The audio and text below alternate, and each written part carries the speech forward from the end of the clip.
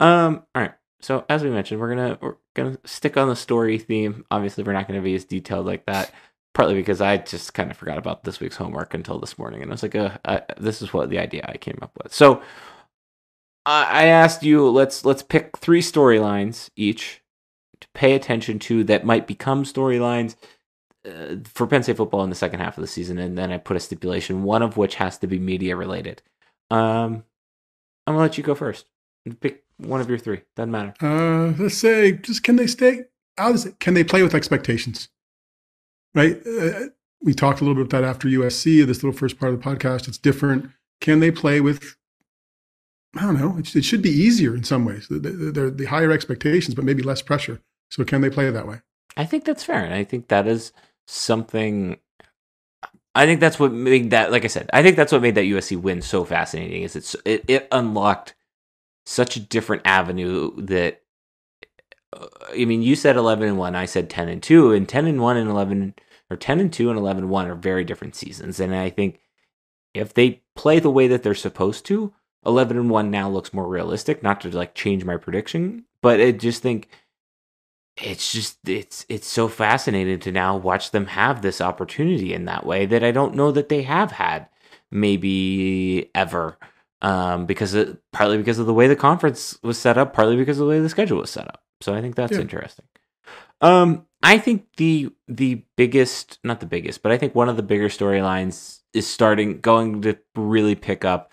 And I think probably come maybe the weekend after the Washington game, I think we'll have a much better idea, indication, or understanding of where this sits. I'm fascinated to see if this is Drew Aller's last season at Penn State. I am. I think there is a core there that if they stay, they can probably wreak even more havoc next year. And I think if they go, I don't blame them, because I just think in this new NIL world, now Drew is going to go get a lot more money, but let's take Katron Allen, for example.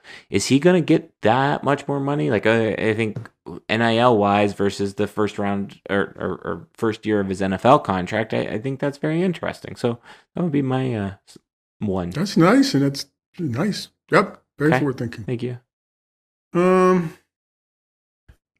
I just as simple, can they stay healthy? Right? Like, I mean, I think that's the storyline. They've been, there was news a couple weeks ago about, your injury report's longer than anybody else's and all, Harris, Coach Franklin may know that, but can they stay healthy? It's a long season. It's a grind anymore. They probably can't, probably don't want to test their depth if they don't have to. So I think that's important. It was funny because then I felt like the depth chart the injury report thing was very short this week, and I think when he made note of that, I'm going to make note of that and check it out. I forget who that was. It may have been Frank Bodani asking questions about that. Like I don't know. I just thought that was interesting. As we talked about before, I think the Tyler Warren thing. Like, can a tight end make a legitimate case at a Heisman Trophy? Now, part of that is he has to keep performing. Obviously, he doesn't need to make 17 catches a game, but I think even if he has games like he had, Bowling Green, he has set a program record of yards. But like, even if he can have a few 100-yard, like 2 or 3 more 100-yard plus games, couple more touchdown catches, etc. Like, I'm interested to see how that plays out. Again, recency bias might come into play there and everything involved there, but I think it's at least worthy of paying attention to. Maybe they could let him, punt once too, just to add some stuff, or kick off or something, just to add some variety. Speaking of this, and speaking of tight ends, I've recently learned that Joey Jaravicius was like a punter. Like he punted his first season at Penn State. That's true. And I didn't know that, and that was wild. So yes, it's not out of. And remember when Hack punted? Can't wait to. I'd like to get him on the podcast. Some quick kicks there. Yeah, that was a joyous time when those were happening. Yeah. Specifically ask about that situation. Okay. What's your media one? Fan/media one. This is fans and media, and this will never happen. But at least I'm aware that it's never going to happen. I am waiting for the moment. Maybe the light will go on at the end of the season, going into the next, that fans will understand that noon games mean your team is very good in the Big Ten because Fox then has them. Are you going to dredge up your column from last year? Because that definitely didn't make anybody angry. I know but it's just true, right? Yeah, I agree. They get more first pick selections of every game, any games during the season, more weekends they get to pick the number one game. So if your team is playing more games on Fox at noon, that means people believe they are one of the better teams in the conference and are going to draw more viewership. So I don't think fans will ever like it, but I feel like we should maybe we should go through tonight. We don't have to do this, but this is like nerd Darian and Steve stuff.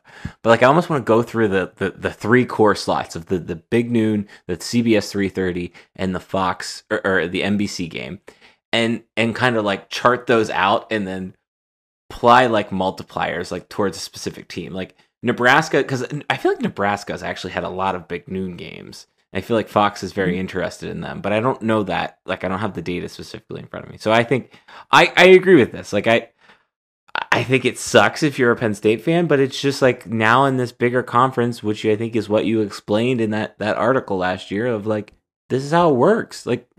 It's you're on the East Coast. Yeah, right? It's just gonna happen more often. It's gonna be harder to come by a noon game or a night game, and I think you have to be willing to make concessions at a Friday game. I don't think it's ever gonna happen because it's logistically a nightmare for people in State College and everything involved. But I think that's what you have to do. I don't know, and who knows if that.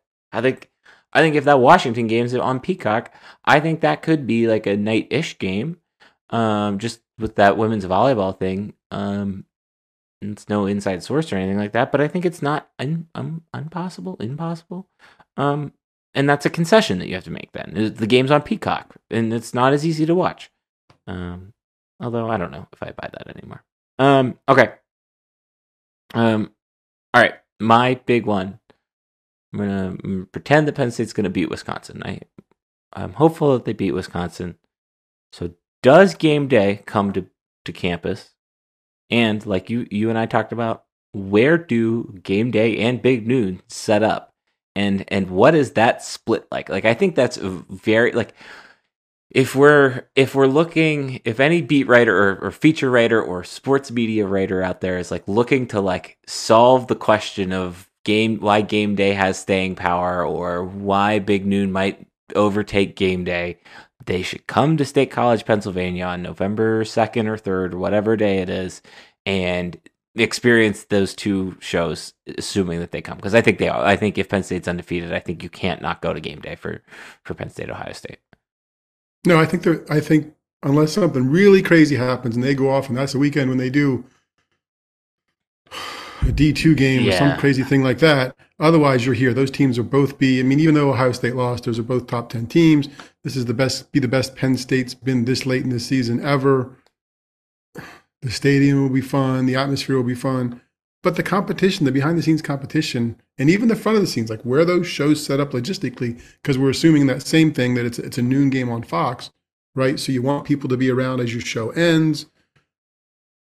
It'll be fun to watch. It'll be fun. It'll be one of the more enjoyable parts of that very fast-moving early day if that's a noon game. Yeah, I think that's interesting. All right, those are our three storylines. That's not all of the three storylines, but that's about it.